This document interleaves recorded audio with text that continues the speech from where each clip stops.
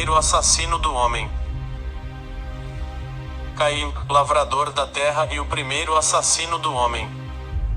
O fluxo da gnose cainita que temos dentro do templum falsis cruentis a qual se conecta e manifesta-se através do culto do som, pode ser traçado de muitas fontes esotéricas e esotéricas diferentes, mas a fundação dessa linha cainita do culto da morte é primeiramente baseada no papel bíblico, textos apócrifos e gnósticos, e certas tradições orais que nos ensinam sobre o tornar-se obscuro do mestre Caim.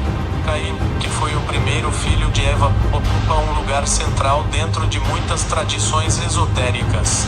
Ele desempenha um papel especialmente favorecido dentro do conhecimento de várias linhas de gnosticismo antinomiano e formas tradicionais de feitiçaria negra.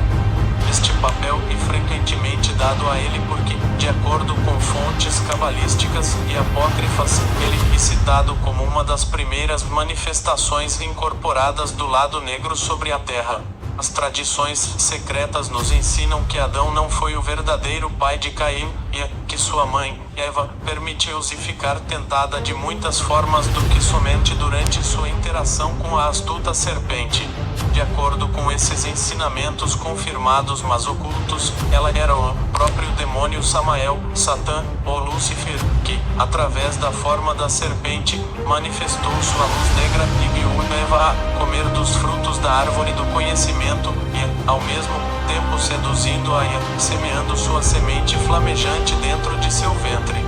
O fruto dessa abençoada intrusão do espírito do fogo vivificante na escuridão da matéria que Eva incorporou em seu estado adormecido, resultou no nascimento de Caim.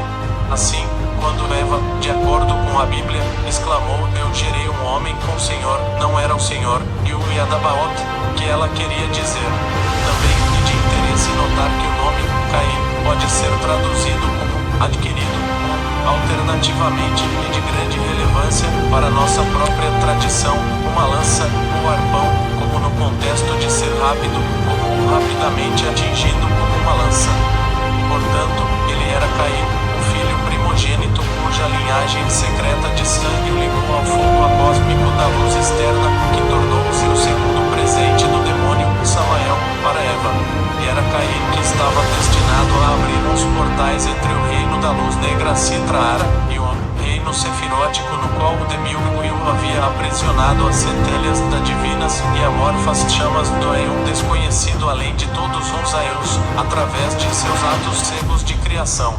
Depois que Caim nasceu, Eva deu à luz um segundo filho, este realmente gerado por Adão, e ela o nomeou Abel. Pelo contrário, Abel era o resultado de uma união menos essencial entre Eva, a portadora da centelha divina caída na escuridão da criação, e Adão, que nada mais era do que uma criatura de argila. Como resultado, Abel cresceu para tornar-se o débil oposto de Caim e dentro de certos contextos, pode ser entendido como a personificação das limitações dos nascidos da argila, ou casualmente o ego imposto do próprio Caim. E neste ponto que a fundação cainita de nosso culto do ceifeiro começa a tomar forma, pois está escrito que Abel cresceu e tornou-se um pastor de ovelhas, enquanto Caim tornou-se o lavrador da terra e o primeiro ceifeiro. Desde o início, uma espécie de rivalidade existia entre Caim e Abel por causa de suas dessemelhantes naturezas espirituais.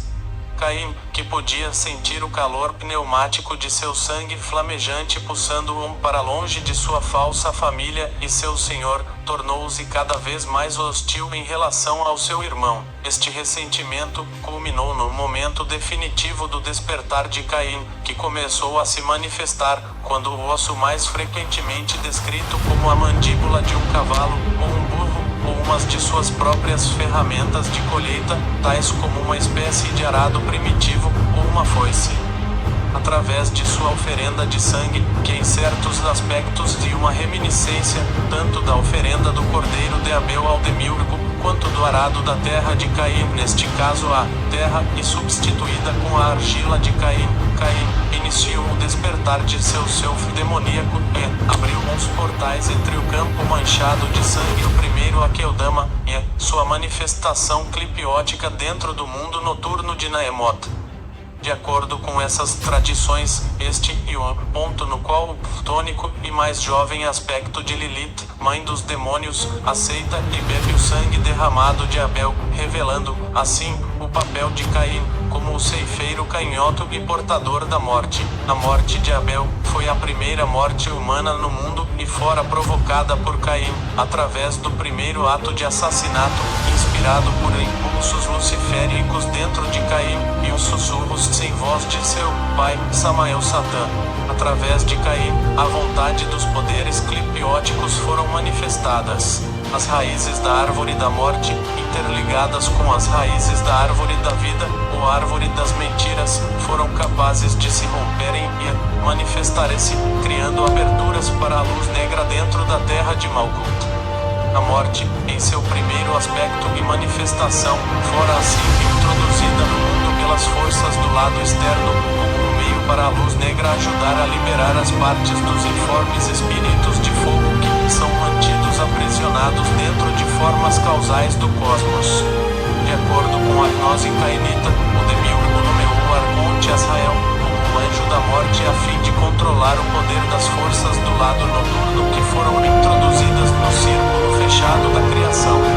Caim, que por assassinar o débil Abel, também eliminou partes de seu próprio ego limitante e ilusório, tornou-se cada vez mais consciente de sua própria origem verdadeira e potencial, em conformidade com sua vontade para transcender as limitações da existência causal. Ele consequentemente aliou-se com os poderes antizefiróticos e acósmicos.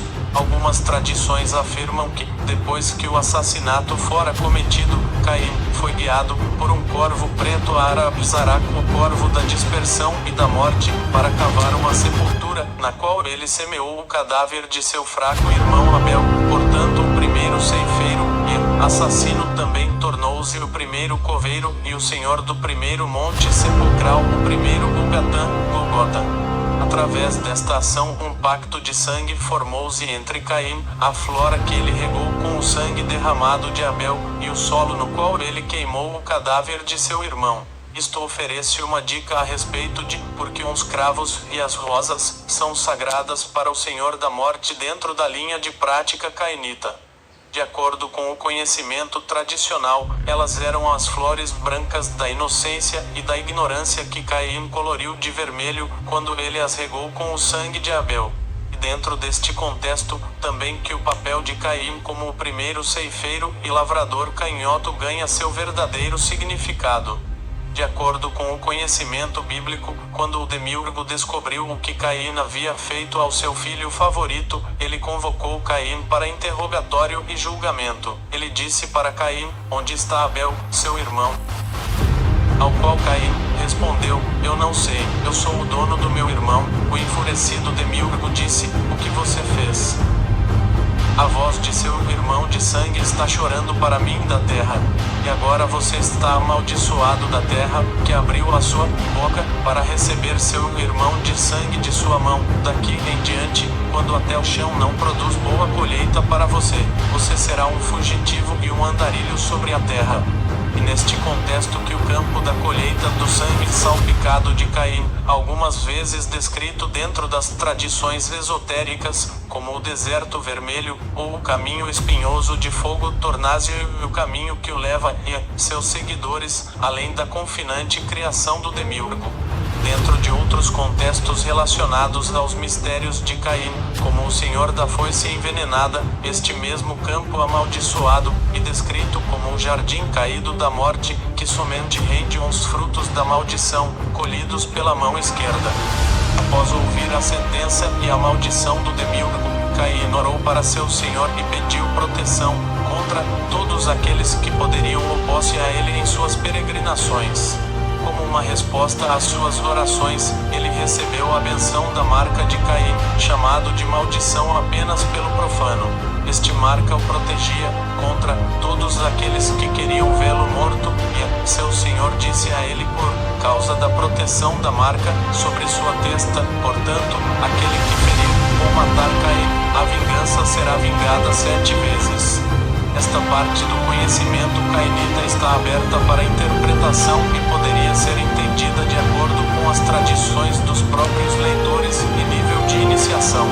Por exemplo, alguém poderia indagar como quem é este senhor que Caim orou e recebeu sua marca protetora realmente era o enfurecido Demíurgo que havia acabado de amaldiçoá-lo e que, portanto, parece improvável que tenha qualquer intenção de salvá-lo do perigo.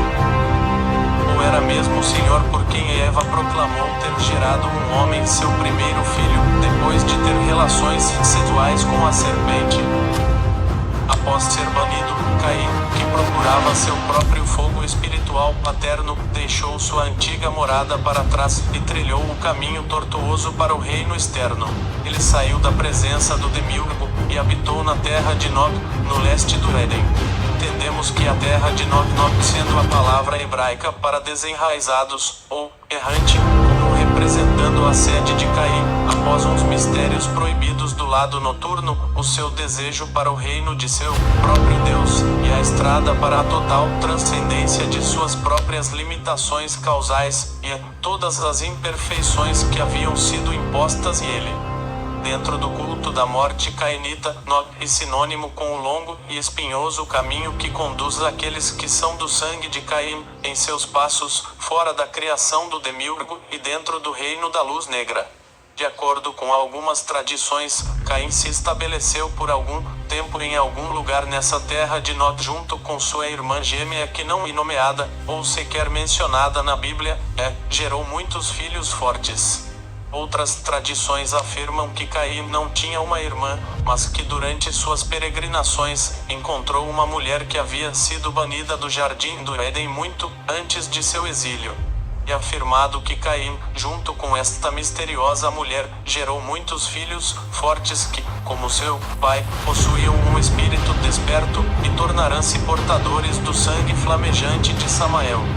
Caim foi, portanto, o antepassado espiritual de sangue de todos os homens e mulheres que, por causa de sua herança satânica de sangue, representam as forças da luz negra na face da terra.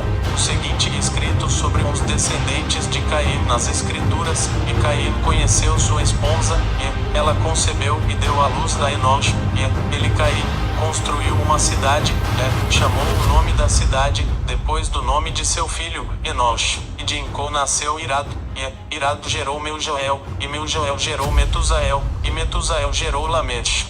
As duas esposas de Lameche, Adá e Zeulá, deram-lhe cada uma 2 filhos, Adá 2 filhos, Jabal e Jubal, e Zeulá um filho, Tubal-Caim, e uma filha, Naamá. Jabal foi o primeiro entre os homens a erigir templos aos ídolos, e Jubal inventou a música cantada e tocada neles. Tubal-Caim foi justamente nomeado para que ele completasse a obra de seu ancestral, Caim. Caim cometeu assassinato, e Tubal-Caim, o primeiro a saber como forjar e afiar ferro e cobre, forneceu as armas usadas na guerra e no combate. Naamá, a encantadora, ouvia seu nome dos doces sons que ela extraía de seus pratos ao chamar os adoradores para prestar homenagem aos ídolos, e ela inventou a arte da tecelagem.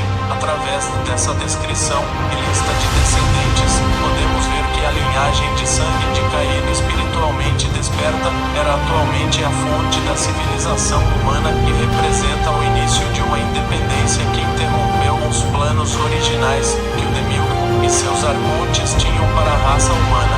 Portanto, a flamejante linhagem de sangue de Caim veio a existir paralela à estagnada raça de Adão.